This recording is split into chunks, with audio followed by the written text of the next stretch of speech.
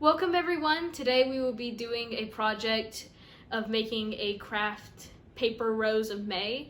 This is a project that uses old notebooks and reading books, whatever you have laying around the house, to make this beautiful flower that you can use as like a garland through your house or put up on your fireplaces, and it's a good use of recycled materials.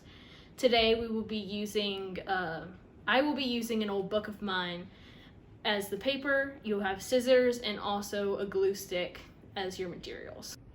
Okay, so the first step you are going to do is you're going to take your book, open it up to whatever pages you want to, and you're going to need 2 pages for this project, and you're going to cut as close to the spine as possible.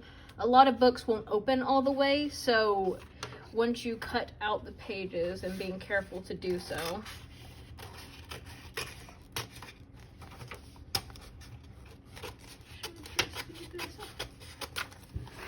okay, so once you do it, you're going to trim off these edges so you have more of a straight line to work with.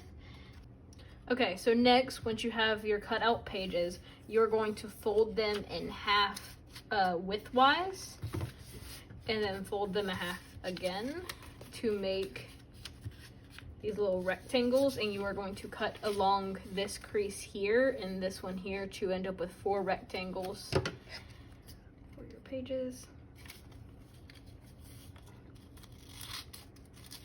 This is also a step where trimming the edges afterwards is going to be very useful, because I am not a perfect cutter, and I know most people out there are not either.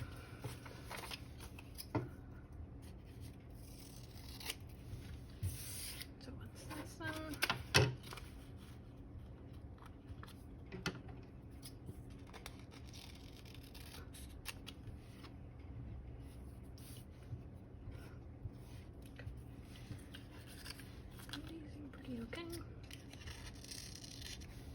Okay, and the next step is you're going to take these rectangles that you're going to do for both of the pages, and you're going to take this bottom corner and fold it up as far as you can to make this little triangle, and crease the edges, and then cut off this access part, so all that you are left with is this neat little triangle.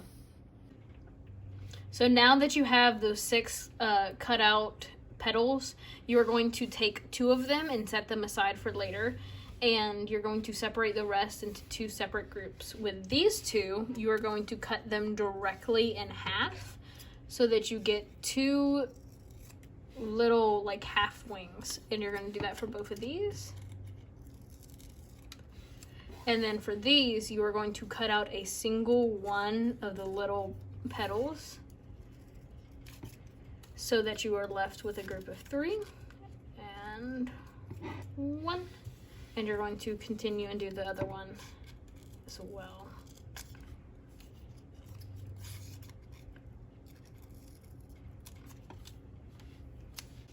Okay, so after you have all the pieces cut out, we're going to start with the 3 pieces, and you're going to take it and fold it into kind of like a cone shape like this. And you see where that overlap is? Right on the back of that overlap is where you're going to glue. So you're just going to glue them together, stick them in. Get this nice little cone shape. And repeat that for the other 3. And then for the 2 pieces, these are a bit harder, but you're going to glue the sides of one of them and kind of crease them on the back to get that cone shape as well, and then stick them together, and then that will be that. And then for these 1 pieces, one of them is going to be made into a bigger cone, so just like fold edge to edge around the back to get like this shape. And then for the other one, you're going to roll it up as tight as you can and then glue the overlap. So just on this side. Just like that.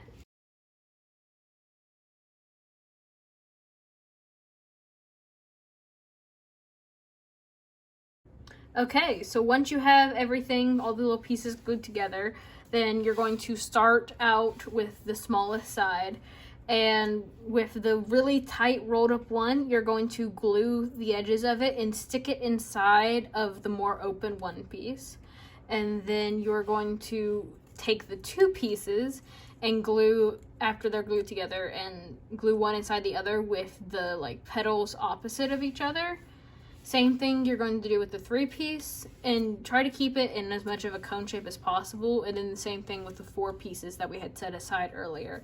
And you're going to kind of glue it and then shape the bottom of it to be a cone, so that you can start gluing the 3-piece and place it inside of here. And then take the 2-piece, stack, and place it inside of there. And you're gonna have to kind of press them together to get them to stay. And then finally, glue the edges of the 1-piece and stick the 1-piece in. Close it all around it, and then you will have a paper rose of May.